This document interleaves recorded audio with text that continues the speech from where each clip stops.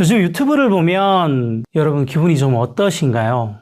굉장히 최근에 부자가 되신 분 혹은 노후 준비를 미리 끝냈다는 분들이 꽤 많죠. 물론 이제 그런 분들만 모시기 때문에 그런 것일 수는 있는데, 문제는 그런 것들을 보다 보면 그동안 나는 뭐 했지? 야, 이거 박탈감 드는데 하는 생각이 절로 날 수밖에 없죠. 그런데 한번 생각해 볼까요? 여러분 주변에 정말로 그렇게 주식, 코인, 부동산 같은 것들로 부자가 된 사람들이 그렇게 많은가요?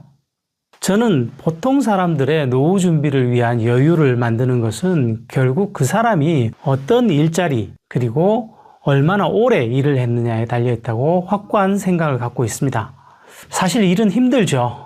누구나 일을 하면서 괴로울 때도 많고, 또 어떤 좋은 자리라고 하더라도 때려치우고 싶은 마음 한두 번쯤 가져보지 않은 분은 없을 겁니다. 그럼에도 불구하고 그 일을 그만둔다는 것은 생각보다 경제적으로는 굉장한 타격을 가져올 수 있습니다. 만약 그 순간의 결정이 10년 후 당신의 자산을 수억 원 이상 바꿀 수 있다면 여러분은 어떻게 하실 건가요?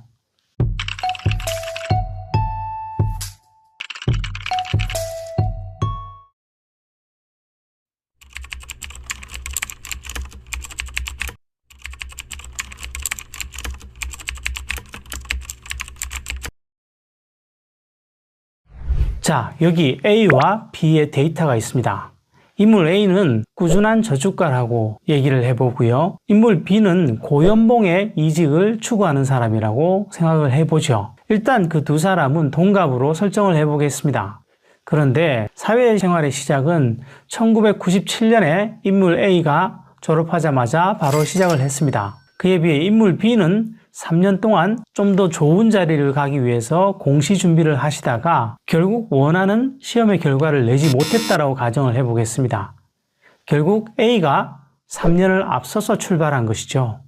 재직 중의 평균 연봉을 보면 인물 A는 생애 평균 연봉이 4천만 원입니다. 그에 비해서 인물 B는 재직 중에는 평균 연봉이 4,500만 원으로 인물 A보다 500만 원이 더 높습니다. 그러면 연간 평균 저축액을 한번 볼까요? 인물 A는 그렇게 평균 연봉이 높지 않았음에도 불구하고 연 1,000만 원, 즉 자신이 버는 소득의 25% 정도를 꾸준히 저축을 해왔습니다. 그에 비해서 B는 자신이 버는 돈의 10% 정도만 저축을 해왔다고 가정을 해보죠. 그러면 일단 저축액에서 2.2배 정도가 차이가 나기 시작합니다.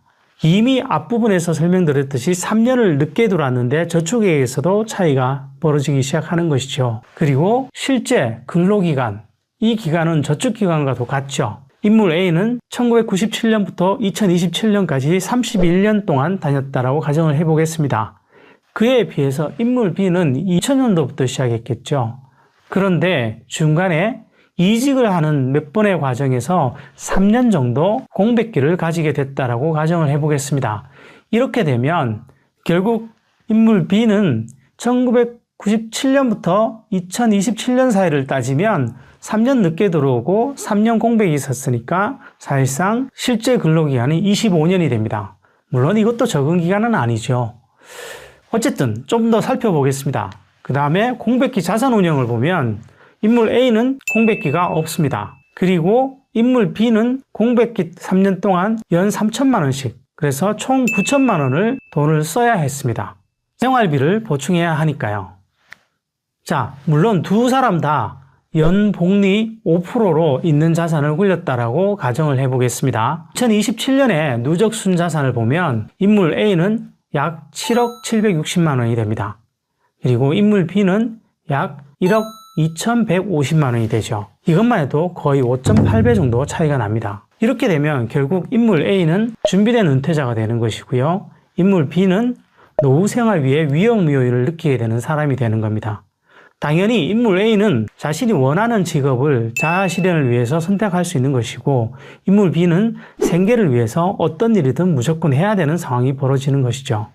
이 비교가 알려주는 것은 명확합니다. 먼저 첫 번째, 보통 사람들에게 정말 중요한 것은 얼마나 좋은 직장에 오래 머무를 수 있느냐가 가장 관건이 됩니다. 사실 재직자들은 늘 퇴직의 유혹에 시달립니다. 예를 들면 저 꼴 보기 싫은 임원만 없어도 나는 좀 살만할 것 같아. 혹은 매번 이 일을 할 때마다 내가 맨날 소진되는 느낌이 든다라면 퇴직하고 싶은 마음이 꿀뚝 같을 수 있겠죠. 그런데 사실 어떤 경우는 퇴직이 정말 필요할 때도 있습니다. 다만 노후의 돈 문제만으로 국한시켜서 보면 사실 이 부분은 굉장히 큰 위험 요인으로 되돌아올 수 있다는 것입니다.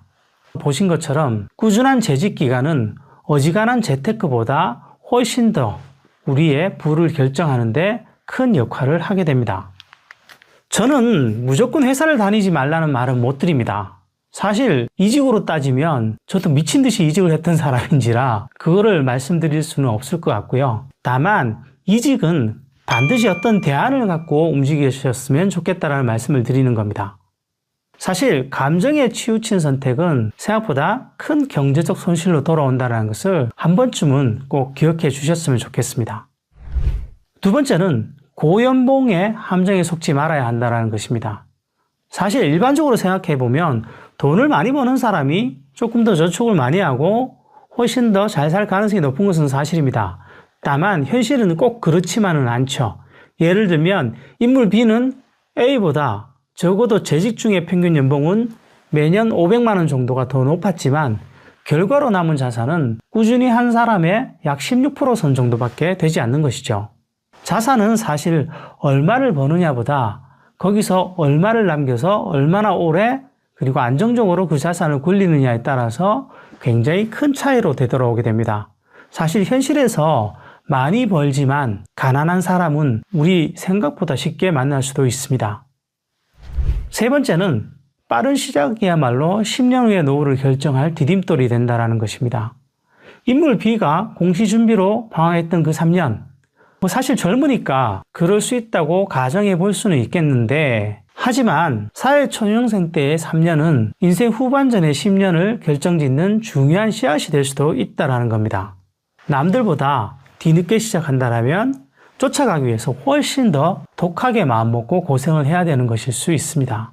네 번째는 공백기는 단순히 쉬는 게 아니라 자산의 핵폭탄을 터뜨리는 것과 마찬가지라는 겁니다. 이직 준비를 하는 동안 B는 생활비라는 명목으로 매년 3천만 원씩, 그래서 총 3년간 9천만 원을 쓰게 됩니다.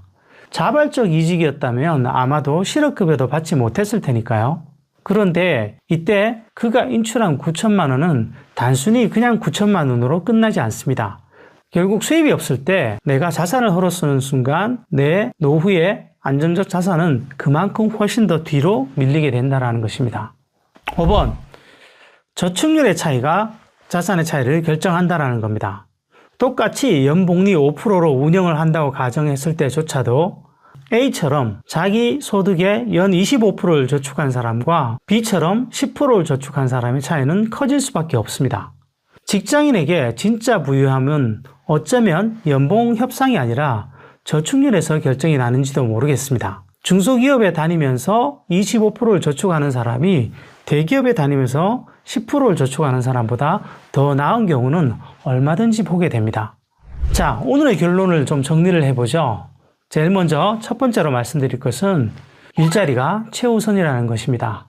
보통은 수많은 사람들이 재테크, 어떻게 하면 돈을 벌까? 이 부분에 대한 궁리를 많이 하세요. 정작 수많은 사람들이 재테크에 에너지를 쓰면서 자신의 잡테크, 자신의 직테크, 뭐라고 해도 좋습니다.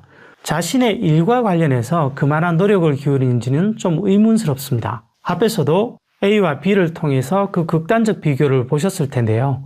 이직은 할 수 있지만 반드시 대책 없는 이직 때문에 경력에 공백이 생겨서는 개인에게 치명타가 될 수 있다는 거 기억해 주시면 좋겠습니다. 두 번째, 너무나 진부한 얘기인데요. 아껴 쓰고 그 돈으로 꾸준히 저축을 하라는 겁니다. 유감스럽지만 이 진부해 보이는 진리 이상 가는 것을 사실은 찾기가 어렵습니다. 대부분의 사람들은 돈을 더 벌 생각을 하지만 지출을 줄일 수 있을 때 그 사람은 훨씬 경제적으로 단단해집니다. 결국 지출을 줄인 사람은 경제적 위기의 순간에서도 훨씬 견디는 힘이 더 강해지니까요. 이렇게 저축으로 만드는 여유 자금이 결국 미래를 위한 단단한 디딤돌이 되는 것입니다. 세 번째는 자신에게 맞는 투자법을 배워야 한다는 것입니다.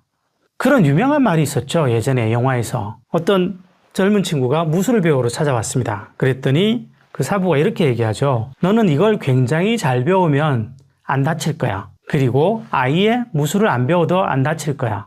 그런데 네가 어중간하게 배우면 굉장히 크게 다칠 가능성이 높아 라고 말이죠. 투자에서도 그렇습니다. 아예 선수들은 잘 안 다칩니다. 그리고 아예 모르는 사람들은 접근을 안 하니까 안 다치죠. 그런데 늘 애매하게 배우신 분들이 애매하게 덤벼들었다가 크게 다치곤 하는 모습을 보게 됩니다. 투자는 인생을 건 한방 승부가 되어서는 곤란합니다. 저는 투자가 안정적이고 지속적으로 꾸준히 쌓아가는 한 걸음 한 걸음이 돼야 된다고 생각합니다. 이런 것들이 누적될 때 그 사람의 미래는 밝아지는 것이죠.